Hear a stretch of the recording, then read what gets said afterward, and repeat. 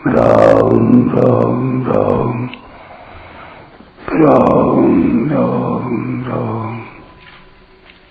राम राम राम नारायण नारायण।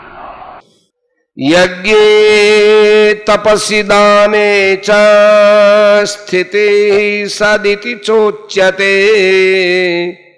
कर्म चैव तदर्थीयं सदित्येवाभिधीयते।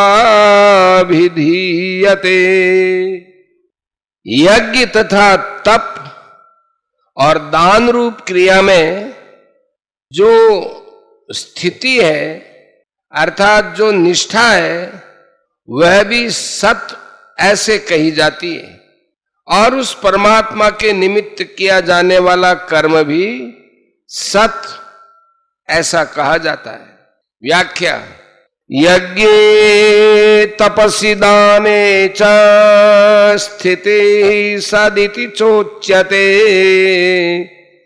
यज्ञ तप और दान रूप प्रशंसनीय क्रियाओं में जो स्थिति होती है निष्ठा होती है वह सत कही जाती है। जैसे किसी की सात्विक यज्ञ में, किसी की सात्विक तप में और किसी की सात्विक दान में जो स्थिति है निष्ठा है अर्थात इनमें से एक एक चीज के प्रति हृदय में जो श्रद्धा है और इन्हें करने की जो तत्परता है वह सन्निष्ठा कही जाती है। चयपद देने का तात्पर्य यह है कि जिस प्रकार लोगों की सात्विक यज्ञ तप और दान में श्रद्धा होती है ऐसे ही किसी भी वर्ण धर्म में, किसी की आश्रम धर्म में, किसी की सत्यव्रत पालन में, किसी की अतिथि सत्कार में, किसी की सेवा में, किसी की आज्ञा पालन में, किसी की पातिव्रत धर्म में और किसी की गंगा जी में, किसी की यमुना जी में, किसी की प्रयागराज आदि विशेष तीर्थों में जो हृदय से श्रद्धा है उनमें जो रुचि विश्वास और तत्परता है वह भी सन्निष्ठा कही जाती है। कर्म चैव तदर्थीयम सद इत्येवाभिधीयते। उन प्रशंसनीय कर्मों के अलावा कर्मों के दो तरह के स्वरूप होते हैं, लौकिक रूप से संसार संबंधी और पारमार्थिक स्वरूप से भगवत संबंधी। पहला लौकिक। वर्ण और आश्रम के अनुसार जीविका के लिए यज्ञ, अध्यापन, व्यापार, खेती आदि व्यावहारिक कर्तव्य कर्म और खाना पीना, उठना बैठना, चलना फिरना, सोना जागना आदि शारीरिक कर्म ये सभी लौकिक हैं। दूसरा पारमार्थिक। जप, ध्यान, पूजा पाठ, कथा कीर्तन, श्रवण मनन, चिंतन ध्यान आदि जो कुछ किया जाए सब पारमार्थिक है।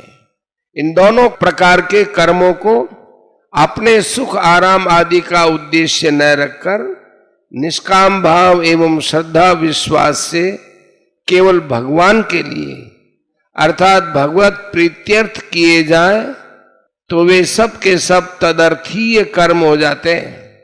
भगवत अर्थ होने के कारण उनका फल सत हो जाता है अर्थात सत स्वरूप परमात्मा के साथ संबंध होने से वे सभी देवी संपत्ति हो जाते हैं जो कि मुक्ति देने वाली हैं। जैसे अग्नि में ठीकरी रख दी जाए तो अग्नि उसको अग्नि रूप बना देती है। यह सब अग्नि की विशेषता है कि ठीकरी भी अग्नि रूप हो जाती है। ऐसे ही उस परमात्मा के लिए जो भी कर्म किया जाए वह सब सत अर्थात परमात्म स्वरूप हो जाता है। उस कर्म से परमात्मा की प्राप्ति हो जाती है। उस कर्म में जो विशेषता आई है वो परमात्मा के संबंध से ही आई है। वास्तव में तो कर्म में कुछ भी विशेषता नहीं है। यहां तदर्थीयम कहने का तात्पर्य है कि ऊंचे से ऊंचे भोगों को, स्वर्ग आदि भोग भूमियों को न चाहकर केवल परमात्मा को चाहता है। वह अपना कल्याण चाहता है, मुक्ति चाहता है। ऐसे साधक का जितना पारमार्थिक साधन बन गया है वह सब सत हो जाता है। इस विषय में भगवान ने कहा है कि कल्याणकारी काम करने वाले किसी की भी दुर्गति नहीं होती, नहीं कल्याणकृत कश्चित दुर्गतिम तात गच्छति। 6:40। इतनी बात नहीं, जो योग का जिज्ञासु है वह भी वेदों में स्वर्ग आदि की प्राप्ति के लिए बताए हुए सकाम कर्मों से ऊंचा उठ जाता है। जिज्ञासुरपि योगस्य शब्द ब्रह्माति वर्तते, 6 अध्याय का 44वां श्लोक। कारण कि वे कर्म तो फल देकर नष्ट हो जाते हैं, पर उस परमात्मा के लिए किया हुआ साधन रूप कर्म नष्ट नहीं होता, प्रत्युत सत हो जाता है। परिशिष्ट भाव 25वें श्लोक में निष्काम भाव से कर्म करने की बात आई थी, अनभिसंधाय फलम। अब यहां भगवान के लिए कर्म करने की बात आई है।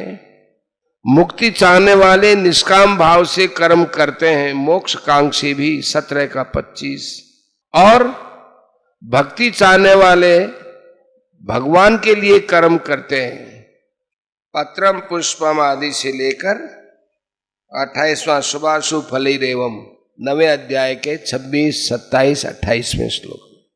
भगवान का संबंध होने से भी कर्म सत अर्थात सत्फल देने वाला हो जाता है, और असत के संबंध का त्याग होने से भी कर्म सत हो जाता है।